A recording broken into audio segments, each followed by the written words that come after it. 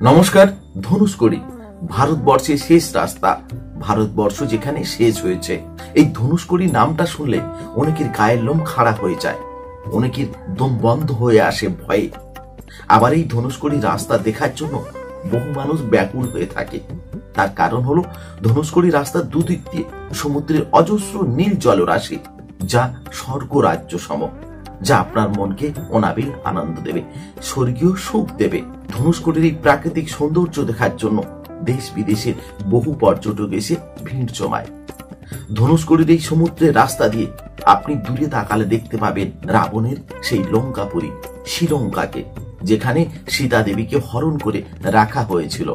এই ধনুষকড়ি রাস্তাটি তামিলনাড়ু রাজ্যের রামেশ্বরম দ্বীপে অবস্থিত। কিন্তু এই ধনুষকড়ি রাস্তাটি এত প্রাকৃতিক সৌন্দর্যে ভরা যে সকাল থেকে সন্ধ্যা অবধি পর্যটকের ভিড় জমেই থাকে। কিন্তু রাতের বেলা স্থানীয় মানুষ থেকে পর্যটক কারোর পা রাখার সাহস হয় না। এই রাস্তা এত ভয়ঙ্কর। এই ধনুষকড়ি রাস্তাতে একটা সময় মানুষের বসবাস ছিল, আজ কিন্তু সেখানে জনশূন্য। একটা মানুষের দেখা মেলে না, একটা মানুষ সেখানে বাস করে না। কেন, কি কারণে ধনুষকড়ি এত ভয়ঙ্কর হয়ে গেল প্রাকৃতিক সৌন্দর্য থাকা সত্ত্বেও? আজকের এই ভিডিওতে আমরা জানার চেষ্টা করব ধনুষকড়ির প্রাকৃতিক সৌন্দর্য সম্পর্কে, আর আজ কেন ধনুষকড়ি, কেন জনশূন্য, এত ভয়ঙ্কর। চলুন আমরা মূল ভিডিওতে ফিরে যাই।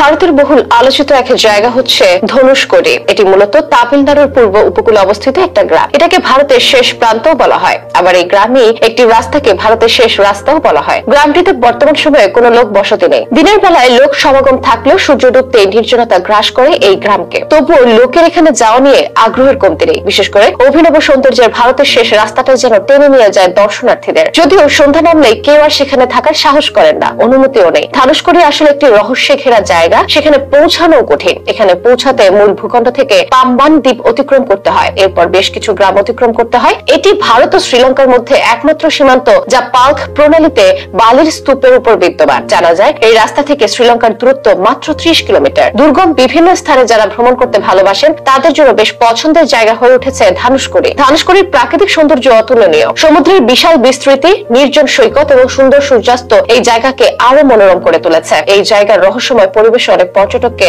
আকৃষ্ট করে। শেষ রাস্তার শেষ প্রান্ত থেকে একটু এগিয়ে গেলেও সমুদ্রে যেন মিশে যেতে হয়। পৌরাণিক কাহিনীতেও এই জায়গার আলাদা এক বিশেষত্ব আছে। কাহিনী অনুসারে এই ধনুষকড়ি হলো সেই স্থান যেখান থেকে রাম সেতু তৈরি করা হয়েছিল। এই স্থানে একসময় অবশ্য অনেক লোকের সমাগম ছিল।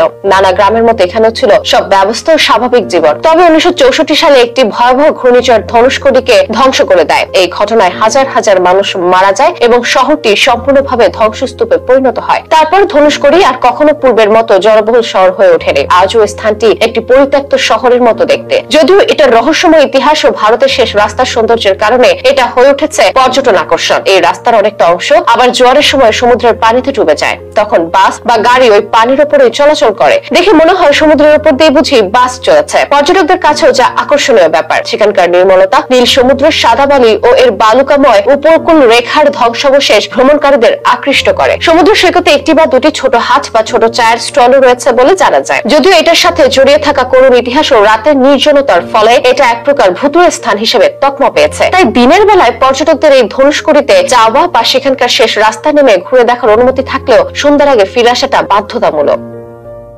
তো আজকের ভিডিও এই পর্যন্ত। দেখা হচ্ছে নতুন কোনো ভিডিওয়ে, নতুন কোনো পর্বে। যাওয়ার আগে সকলকে নমস্কার, ধন্যবাদ। সকলে ভালো থাকবেন।